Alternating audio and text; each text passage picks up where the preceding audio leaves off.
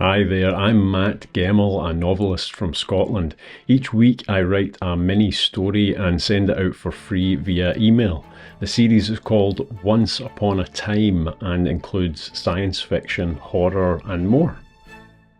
You can subscribe on my site to get these stories in your inbox every Monday. I hope you'll sign up and also check out my novels.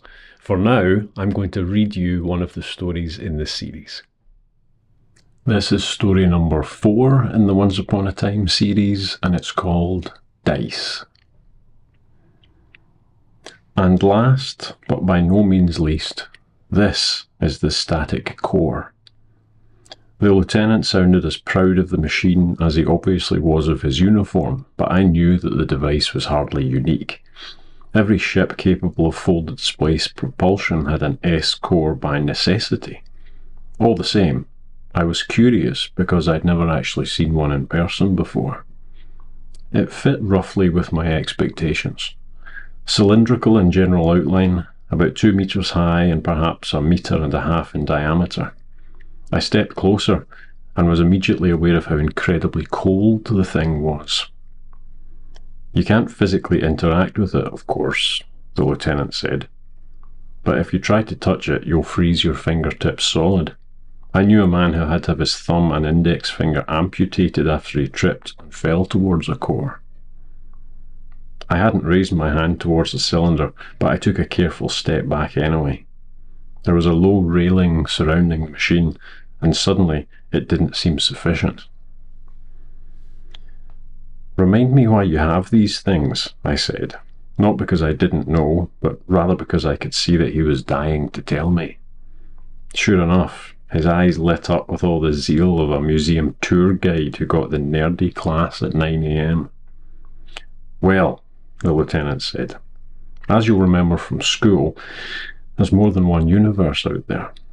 We're in one at the moment, but there are many more." "An infinite number," I said, and he nodded. "And the universe, each universe I should say, is vast. You'll also remember from school the kind of distances we're talking about.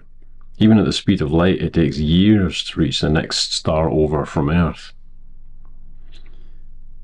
"So we created Hyperlight Drive," I said. Another nod from the lieutenant, this time in the direction of the much larger assembly of machinery that dominated the engineering bay we stood in. Really a multi-story building within the ship, it provided both sublight and hyperlight propulsion for the vessel. It housed a small army of technicians to keep it all running smoothly. "Which was fine for a while," he continued. "We used hyperlight for almost 60 years, vastly expanding human civilization, before the Helsinki incident."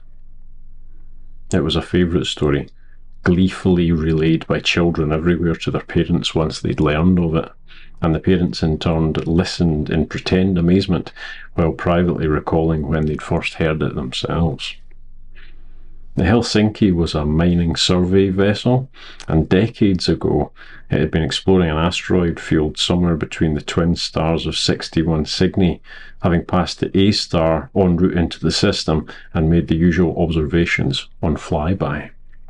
The mining survey proceeded without incident, revealing some promising prospects, and a return course was plotted. After engaging hyperlight, though, a fluctuation in the engine's plasma feed had necessitated abandoning the jump to make some quick repairs before the Helsinki had left the system. By sheer chance, a crewman had looked out a window and noticed that the A star was orange in colour.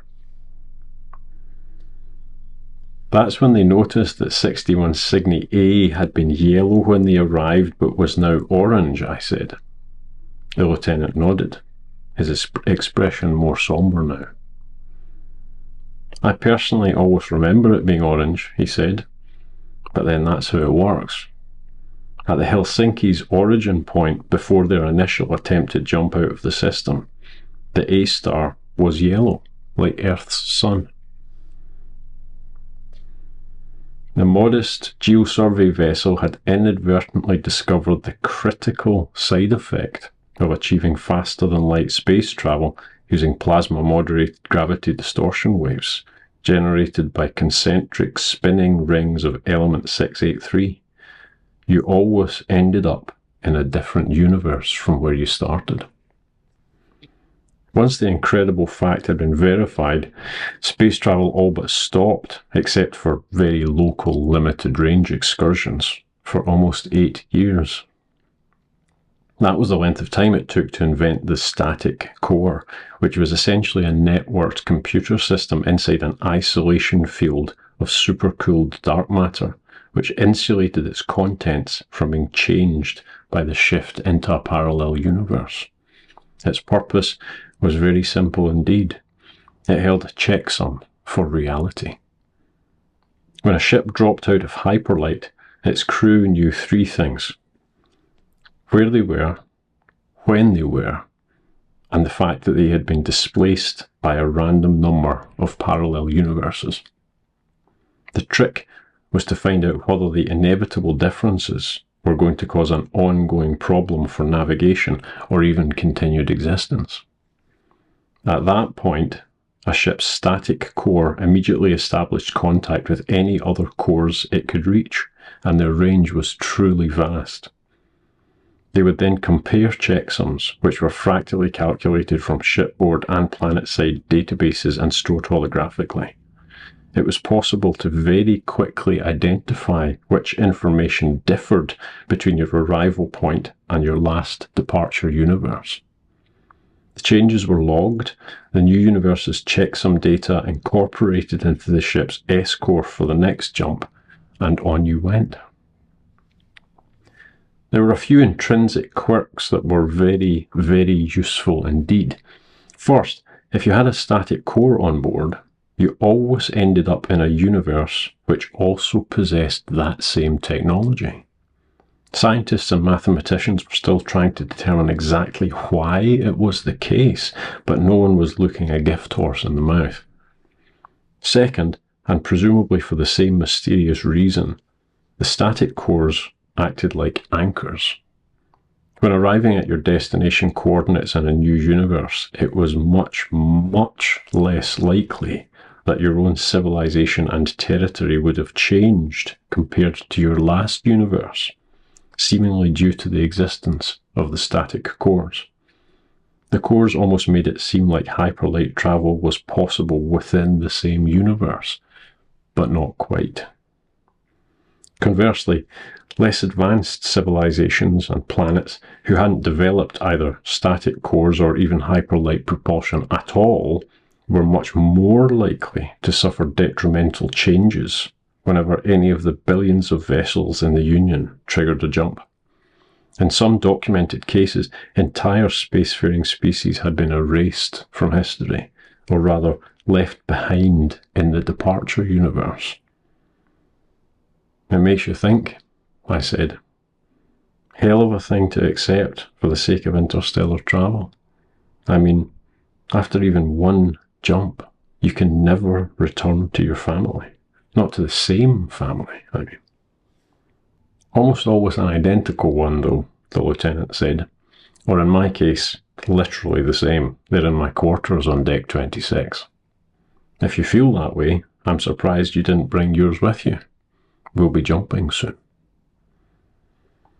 I don't have a family, I replied. And you're right, I wouldn't be here if I did. I'm not sure I could even accept the idea of all this. When we get to Earth, it'll be the same as I remember, won't it? The lieutenant grinned. Yes, Earth never changes. There are hundreds of S-cores on the planet's surface and in orbit. It's the most anchored place in this whole arm of the galaxy.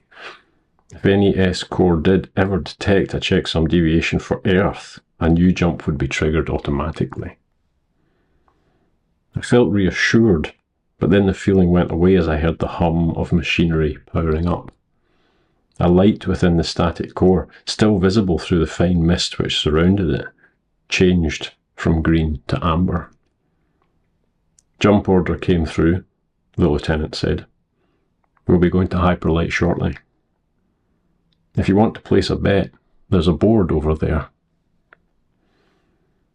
Sure enough, An illuminated panel within the wall of a bulkhead had a series of names and credit amounts, alongside a prediction of changes in the destination universes the ship would hop through during its current mission. Everything from astrological phenomena to the introduction of fanciful non-human species. Someone called Howard, it was unclear whether it was a first or last name, had predicted that his father would finally be proud of his chosen career, and someone else had anonymously written, "No, he won't," beside the wager. "I'm fine, thanks," I said. I found myself feeling nervous, and the lieutenant clearly noticed it. "You won't feel a thing, I promise," he said. "Think of it as an adventure. Here, let me show you something."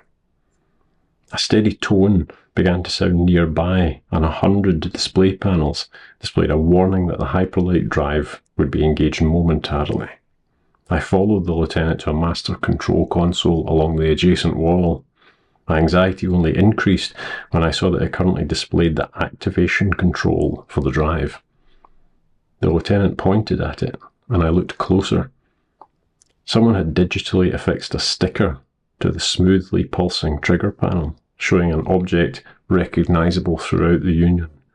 A bright red pair of 6-sided dice. Both showed 6s. "It's a gamble every time?" I asked, but I already knew the answer. Makes it more exciting and less existentially horrifying, as long as you don't think about it too much. A synthetic female voice intoned a countdown, and I had to force myself to uncurl my fingers. So I could end up a quadrillionaire with a private moon and a clone of my childhood dog? The lieutenant grinned again, but distractedly this time, as he checked a few readings on the console. The countdown continued, nearing its end. 10 seconds. "It's astronomically unlikely," he replied. "Not impossible, though, as far as we know." 5 seconds. He nodded, satisfied, resting his finger above the trigger panel, and looked at me. 1 second. "Let's find out," he said. Thanks for listening to this story. You can also find it on my site in written form if you'd like to read it yourself. Remember to sign up to get these stories via email each week for free, and I hope you'll check out my novels too. Also remember to like and subscribe to these videos. Have a great day, and I'll talk to you again soon.